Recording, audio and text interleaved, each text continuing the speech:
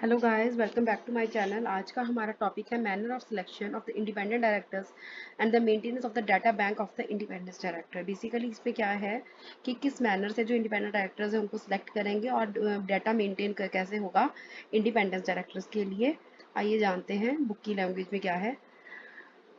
Section 150 of the Act and the Rule 6 of the Companies Appointment and the Qualification of the Directors Rule 2014 contain provisions regarding the manner of the selection of the independent directors and the maintenance of the data bank of the independent directions. These provisions are stated as below. कहते कुछ provisions हैं जिसमें कि regarding manner है selection की independent director की और maintenance है डाटा बैंक की। Maintenance of data bank of independent directors according to section 150 an independent director may be selected from a data bank containing names, addresses and qualifications of persons who are eligible and willing to act as independent directors। कि जो independent director है वो select कर सकते हैं हम data bank से, जिसमें कि नाम, एड्रेस, क्वालिफिकेशंस पर्संस के जो कि एलिजिबल हैं और willing to act as an independent directors होते हैं सब्जेक्ट टू द प्रोविजंस। अब मैं आपको एक बात बताती हूँ। अब आपकी एक कंपनी है, आपको इंडिपेंडेंट डायरेक्टर चाहिए, ठीक है? तो आप क्या करोगे? मतलब आप कहाँ ढूंढोगे उसको? कुछ तो होना चाहिए ना। जैसे मैट्रिमोनियल साइट्स होती हैं, उस पे क्या होता है कि इस लड़के को ऐसी, मतलब इसकी क्वालिफिकेशन है, इस लड़के की ऐसा है और इसको स्पाउस ऐसी चाहिए। और ऐसे ही जैसे हमारी जो जॉब वाली होती हैं वेबसाइट्स वगैरह, उसमें क्या होते हैं वैकेंसी कि आप कि किस तरह का क्वालिफिकेशन में चाहिए उनको, किस तरह की जॉब है। तो बेसिकली ये वही एक बात कर रहे हैं कि जो इंडिपेंडेंट डायरेक्टर होता है ना, वो कहाँ से सिलेक्ट करते हैं? ये एक डाटा बैंक से सिलेक्ट करते हैं, जिसमें कि नाम, एड्रेस, क्वालिफिकेशन, जो एलिजिबल होते हैं और जो काम भी करना चाहते हैं as independent director, willing to act as independent actors subject to the provisions contained in section 149 subsection 6. Such data bank may be maintained by any body, institute or association as may be notified by the central government. जो ये data bank है ये maintain कौन करता है?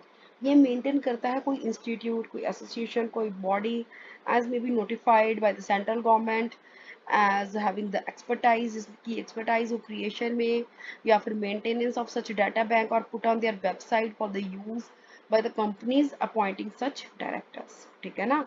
तो ये सारा डाटा बैंक इन सबके पास होता है और जिनकी की एक्सपर्टाइज होती है क्रिएशन में या मेंटेनिंग करने की डाटा बैंक की, वो अपनी वेबसाइट पर ऐसे करके डाल देते हैं ताकि कंपनीज ये यूज कर सके और अपॉइंट कर सके डायरेक्टर्स को। Rule 6 of the Companies Appointment and the Qualification of the Directors, Rules 2014, lays down the provisions for creation and the maintenance of the data bank of persons offering to become the Independence Director। ये कह रहे हैं कि जो rule 6 है companies का, appointment and qualification of directors का 2014, ये प्रोविजंस बताता है क्रिएशंस के लिए और मेंटेनेंस के लिए data bank of persons offering to become independent directors, जो कि इंडिपेंडेंट डायरेक्टर बनना चाहते हैं। Authorised agency to create and maintain data bank, कोई भी बॉडी, इंस्टीट्यूट या एसोसिएशन जो कि ऑथराइज्ड होता है बिहाफ किस पे, सेंट्रल गवर्नमेंट के बिहाफ पर, वो क्रिएट करता है और मेंटेन करता है डाटा बैंक उन पर्सन्स का जो कि विलिंग है और एलिजिबल है to be appointed as an independent director. और ये सारा डाटा बैंक कहाँ प्लेस कर दिया जाता है? On the website of the MCA, that is ministry of the corporate affairs, या फिर कोई और अप्रूव्ड वेबसाइट भी हो सकती है जो कि नोटिफाइड करेगी सेंट्रल गवर्नमेंट। डिटेल्स क्या होंगी उसमें? अब सीधी सी बात है, डिटेल्स इंडिपेंडेंट डायरेक्टर की जो एलिजिबल और विलिंग होगा उसका डिन, इनकम टैक्स पैन, उसका फुल नाम, surname, father name, date of birth, gender, nationality, occupation, full address with pin code और present permanent address, phone number, email ID, education professional qualification, experience, expertise, legal proceedings initiated or pending against such person, the list of limited liability partnership in which he is or was a designated partner, या name of the limited liability partner, nature of the industry, duration, dates, list of the companies he is or was director, was name, nature of the industry, nature of the directorship, executive, non executive, MD, independent, nominee, duration, date. So देखिए ये सब कुछ होना चाहिए उसमें। अब आपको अगर डिटेल्स अगर आप डिटेल्स को लर्न करना चाहते हो, अपने दिमाग में मोटा मोटा बिठाना चाहते हो, देखो किसी भी फॉर्म में, अब ये डायरेक्टर का है तो आपको आपका नाम, father's name, date of birth, nationality, gender, और ये दिन तो आएगा ही आएगा, ठीक है। फिर पैन आ गया, ऑक्यूपेशन आपका, address, phone number, email ID, ये भी होते ही होते हैं। क्वालिफिकेशन, एक्सपर्टाइज भी पूछेंगे। फिर वो ये भी पूछेंगे इसके साथ कि लीगल प्रोसीडिंग्स कुछ इनिशिएटेड हुई हो आपके खिलाफ, या फिर आप पेंडिंग हो, या फिर आपकी कोई लाइबिलिटी पार्टनरशिप की आपकी हो जिसमें आप डेजिग्नेटेड पार्टनर हो, तो वो कौन सी लिमिटेड लाइबिलिटी पार्टनरशिप है, या फिर कोई नेचर ऑफ इंडस्ट्री, ड्यूरेशन है। और ये भी वो देखेंगे कि जो कंपनी है जिसमें आप थे डायरेक्टर या फिर हो, उस कंपनी का नाम क्या है, किस चीज़ की वो कंपनी है, उसकी नेचर कैसी है, डायरेक्टरशिप कैसा था, वो एग्जीक्यूटिव डायरेक्टर का काम कर रहा था, नॉन एग्जीक्यूटिव का, एमडी का, इंडिपेंडेंट का, नॉमिनी का, ड्यूरेशन विद डेट, सब कुछ देना पड़ेगा, ठीक है ना। Due diligence to be exercised by the company, further responsibility for exercising due diligence before selecting a person as an independent director from the data bank shall lie with the company making such appointment। कहते हैं जो responsibility है exercise करने की due diligence before selecting a person as an independent director from the data bank shall lie with in the company. Because पहले जो due diligence मतलब वो क्या, नेग्लिजेंस से काम नहीं करना, अच्छे से ध्यान से काम करना है। तो ये ड्यू डिलिजेंस कंपनी जो पहले करेगी, कंपनी क्या करेगी, रिस्पॉन्सिबिलिटी किसकी है कि before selecting a person of data bank से should lie with in the shall lie with the company making such appointment, कि अगर कंपनी में ऐसी कुछ अपॉइंटमेंट की ज़रूरत है तभी आप उसके बाद रिस्पॉन्सिबिलिटी होती है आप सिलेक्ट करने करोगे पर्सन को as independent director data bank से। Approval of appointment in the general meeting, the approval of the independent director shall be approved by. देखो इंडिपेंडेंट डायरेक्टर हो चाहे कोई भी डायरेक्टर हो, और हमने बाद में भी किया था कि उनको अब एक बार बोर्ड रख लेता है, बाद में जनरल मीटिंग में वो अप्रूव हो जाते हैं। और जो एक्सप्लेनेटरी स्टेटमेंट अनेक्स होती है नोटिस के साथ, तो कंसीडर सेट दैट कि जो अपॉइंटमेंट है वो इंडिकेट करती है कि जस्टिफिकेशन कि क्यों चूज किया अपॉइंटी को, डायरेक्टर को, जिसको हमने अपॉइंटमेंट के लिए किया है as independent director.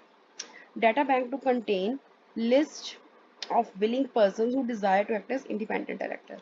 Data bank create करता है और मेंटेन करता है डाटा ऑफ पर्सन जो कि willing to act as independent directors है in accordance with Rule 6 of the Companies Appointment the Qualification of Directors Rule 2014.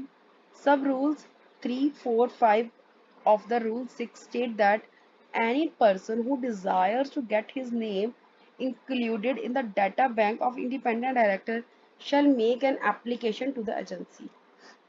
कि जो अपना नाम इंक्लूडेड करवाना चाहता है, अब हम लोगों को पता है कि अगर हमको शादी करनी है तो मैट्रिमोनियल में अपना नाम देना पड़ेगा, मैट्रिमोनियल वाले तो नहीं आपको आके ढूंढेंगे ना कि आप कहाँ हो। तो उसी तरह अगर आपको इंडिपेंडेंट डायरेक्टर आपके में बनने की विलिंग है, आप चाहते हो, तो आप क्या करोगे, आप अपना नाम इंक्लूड कहाँ करवाओगे, डाटा बैंक में जो कि इंडिपेंडेंट डायरेक्टर्स का है। Shall make an application to the agency, और एजेंसी क्या करेगी, आपका इंक्लूड कर सकती है नाम एक फीस लेने के बाद रिजनेबल। और अगर कुछ पर्टिकुलर्स आपके चेंज होते हैं, कई बार एड्रेस चेंज होता है, कुछ भी होता है, तो 15 डेज के अंदर अंदर उसको आप बता दोगे such change. Posting on website, the data bank posted on the website shall be accessible at the specific website। जो data bank आप posted है होगा वेबसाइट पे, वो accessible होगा at the specified website। ऐसे नहीं है कि वो आप access ही नहीं कर सकते हो। Be substantially identical to the physical version of the data bank। मतलब आइडेंटिकल होना चाहिए जैसे कि आपका फिजिकल वर्जन होती है डाटा की बैंक की, वैसे ही। Be searchable on the parameters, और वो सर्चेबल भी हो, ठीक है ना, प्रेजेंटेड भी हो फॉर्मेट में, या फॉर्मेट जो कन्वीनियंट भी हो, प्रिंटिंग या व्यूइंग ऑनलाइन, और लिंक भी हो, व्यू और print the particulars fees of free of charge, ठीक है ना, रिक्वायर्ड टू व्यू और प्रिंट द पर्टिकुलर्स के लिए। Manner and procedure of selection specified by the central government। The central government may prescribe the manner and the procedure for the selection of the independent actor who fulfill the qualifications and the requirements specified under section 149। जो central government है वो prescribe करती है manner और procedure की selection का independent directors का, जो फुलफिल करते हैं क्वालिफिकेशंस एंड रिक्वायरमेंट्स को, ठीक है ना, जो कि स्पेसिफाइड है अंडर सेक्शन 149। अब इन्होंने एक एग्जाम्पशन दे दिया है एग्जामिशन में इन्होंने सेक्शन 8 कंपनी जो है उसकी दी है कि वही फिर उन्होंने फाइनेंशियल स्टेटमेंट और उसमें इन्होंने एनुअल रिटर्न में कोई गड़बड़ ना की हो, डिफॉल्ट ना हुआ हो। अ कंपनी में select a person from data bank, जो कंपनी है सिलेक्ट करती है पर्सन को डाटा बैंक से, जो कि कंटेन करता है सब कुछ, नाम, एड्रेस, क्वालिफिकेशन। उसको मेंटेन कौन करता है? Agency, institution, association notified by the central government. तो इसके साथ ही हमारा ये टॉपिक कंप्लीट होता है। बड़ा ही छोटा और अच्छा टॉपिक था। और थैंक यू सो मच। मिलती हूँ मैं आपसे एक नई वीडियो में। एंड प्लीज़, अगर आपने अब तक चैनल को सब्सक्राइब नहीं किया है तो सब्सक्राइब द चैनल, ताकि आपको मेरी नई वीडियोस जो हैं अपने आप मिलती रहें। And don't forget to ring the bell icon. Thank you, bye bye.